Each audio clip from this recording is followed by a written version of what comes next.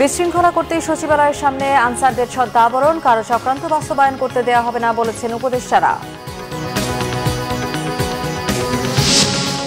আনসারের গোলযোগ একটি অশনি সংকেত বলেছেন মির্জা ফখরুল। প্রধান উপদেষ্টাকে নির্বাচন নিয়ে রাজনৈতিক দলগুলোর সাথে দ্রুত আলোচনার তাগিদ। ধীরে হলেও পানি নামছে বিভিন্ন এলাকায়, কোথাও কোথাও অবস্থার অবনতি। দুর্গতদের পাশে সব শ্রেণী পেশার মানুষ।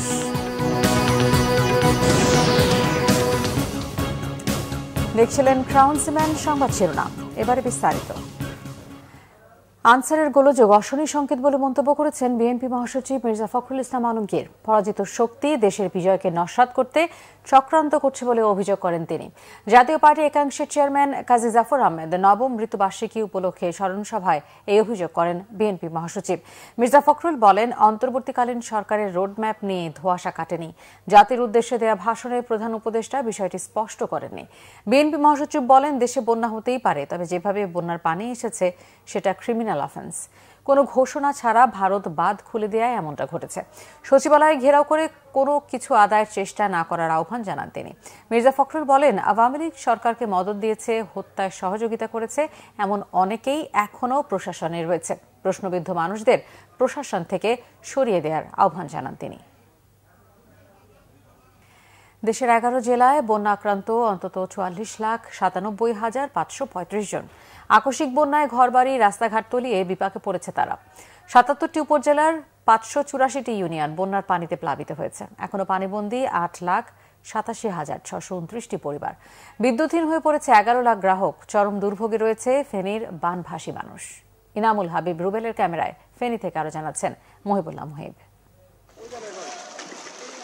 ফেনী সদরের বিভিন্ন এলাকা ঘুরে দেখা গেছে বেশিরভাগ স্থানেই পানিতে ডুবে আছে ঘরবাড়ি, রাস্তাঘাট ও ফসলি জমি। ভারত থেকে নেমে আসা ঢল ও টানা বর্ষণের কারণে ফেনী জেলায় সৃষ্ট বন্যা পরিস্থিতি ভয়াবহ আকার ধারণ করেছে। পানিতে ভাসছে জেলা শহরও। স্থানীয় লোকজন বলছে, তারা এমন ভয়াবহ বন্যা আগে কখনো দেখেনি। বিশেষ করে ফেনী শহরে পানি ওঠায় রীতিমতো অবাক তারা। আমি আমার লাইফে আর এরকম বন্যা দেখি নাই। আমি 84 বন্যাও দেখছি, কিন্তু এরকম বন্যা আমি আর দেখি নাই। মোমবাতি পাইতেছি না বাজারে, যাইয়া কিচ্ছু নাই। মোমবাতি গেলে 1 প্যাকেটের উপরে মোমবাতি, তাও মারামারি কিলাকিলি লাগে যায়। ঘাট ছিল, তারপরে কিছু আসবাবপত্র ছিল, এগুলো সব মানে বুঝে গেছে আর কি। এখন যদি ভাগ্যক্রমে যদি ভালো থাকে তো থাকলেও, নাইলে আমার নাই। আবার আমাদের নতুন করে এই সংগ্রামে যাইতে হইবে। স্মরণকালের ভয়াবহ বন্যার কারণে মানবেতর জীবনযাপন করছে অনেক মানুষ। সুপেয় পানি ও খাদ্য সংকট দেখা দিয়েছে দুর্গত এলাকায়। সব মিলিয়ে মানবিক বিপর্যয়ের আশঙ্কা দেখা দিয়েছে। শুকনা খাবার আছে পর্যাপ্ত, কিন্তু খাওয়ার পানি নাই, ব্যবহারের পানি নাই। পানি নিয়ে কষ্টে আছি। মুড়ি চিড়া দি খাইছি। পাতলা পায়খানার অনেকের সমস্যা, চিড়া দিলে ভিজায়া খাইতে পারতো। কারণ কবে আসবে তো ঠিক না, এই কারণে ফার্কে কিনে নিয়েছি 300 টাকা দিয়ে। অনেক গ্রামে বাড়িঘর খালি পড়ে আছে। বেশিরভাগ ভবনের নিচতলায় পানি ঢুকেছে, কেউ কেউ দোতলা ও 3 তলায় আশ্রয় নিয়েছে। বিশুদ্ধ পানি ও খাবারের অভাবে অনাহারে দিন কাটছে অনেকের। ত্রাণের অপেক্ষায় দিন কাটছে কারো কারো। ফেনী সদর উপজেলার মাস্টারপাড়া এলাকার উজ্জ্বল কান্তি রক্ষিতের বাসার চিত্র এরকম।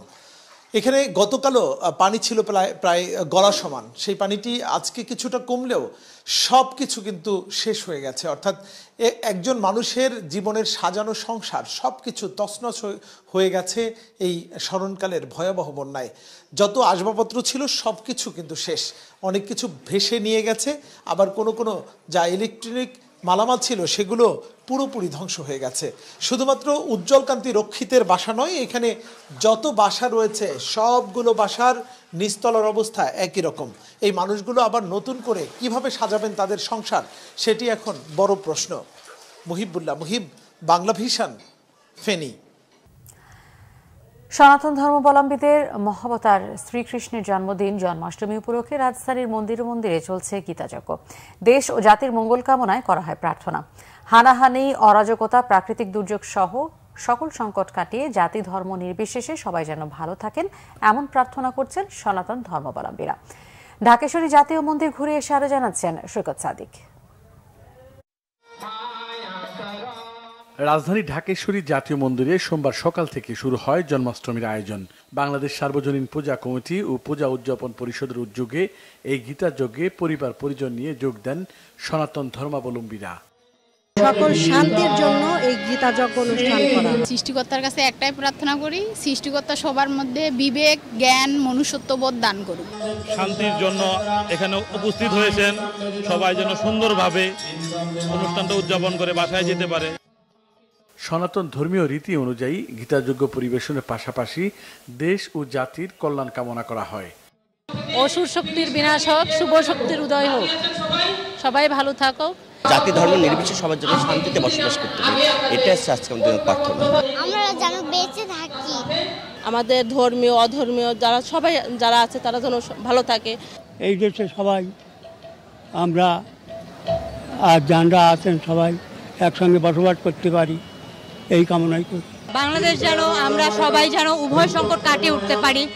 এই সময় ধর্মীয় গুরুরা শ্রীকৃষ্ণের আবির্ভাবের গুরুত্ব তুলে ধরেন।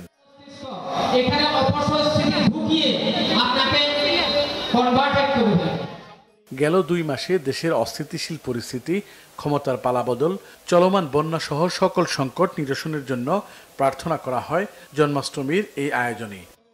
এক সরকারের পট পরিবর্তন হয়েছে, একটা অন্তর্বর্তী সরকার এখন আমাদের মধ্যে আসছে। বিভিন্ন দুর্যোগ আমাদের উপর দিয়ে গেছে।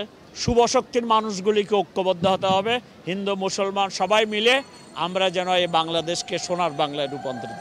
মন্দির প্রাঙ্গণে বানভাসী বন্যার্তদের সহায়তায় ত্রাণ সামগ্রী উঠানোর কার্যক্রম চলে জন্মাষ্টমীতে।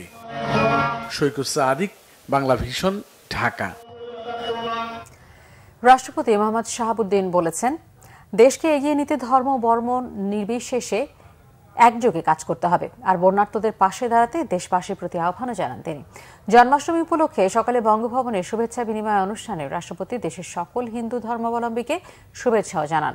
রাষ্ট্রপ্রধান বলেন, এবছর জন্মাষ্টমী উৎসব এমন সময় উদযাপন হচ্ছে যখন ভয়াবহ বন্যায় বাংলাদেশের দক্ষিণ পূর্বাঞ্চলের 11টি জেলা ব্যাপকভাবে ক্ষতিগ্রস্ত হওয়ার পাশাপাশি লোকজন মানবেতর জীবনযাপন করছে। তাই দল মত নির্বিশেষে সবাই এগিয়ে আসার আহ্বান জানান রাষ্ট্রপতি।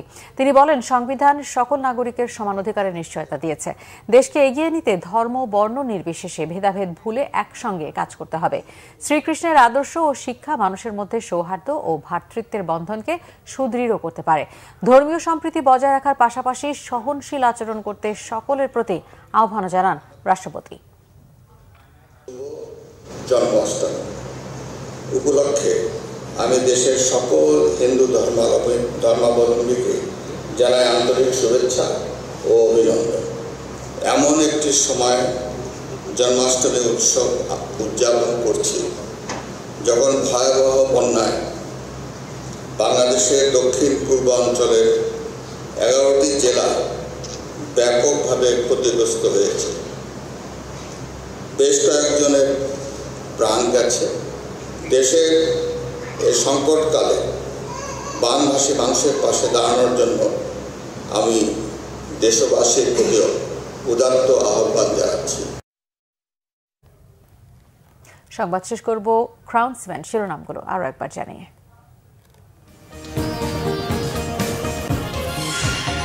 বিশৃঙ্খলা করতেই সচিবালয়ের সামনে আনসারের ছদ্মাবরণ, কারো চক্রান্ত বাস্তবায়ন করতে দেওয়া হবে না বলেছেন উপদেষ্টারা।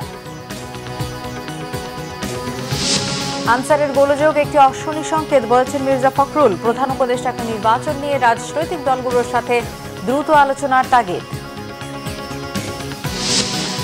ধীরে হলেও পানি নামছে বিভিন্ন এলাকায়, কোথাও কোথাও অবস্থার অবনতি। দুর্গতদের পাশে সব শ্রেণী পেশার মানুষ।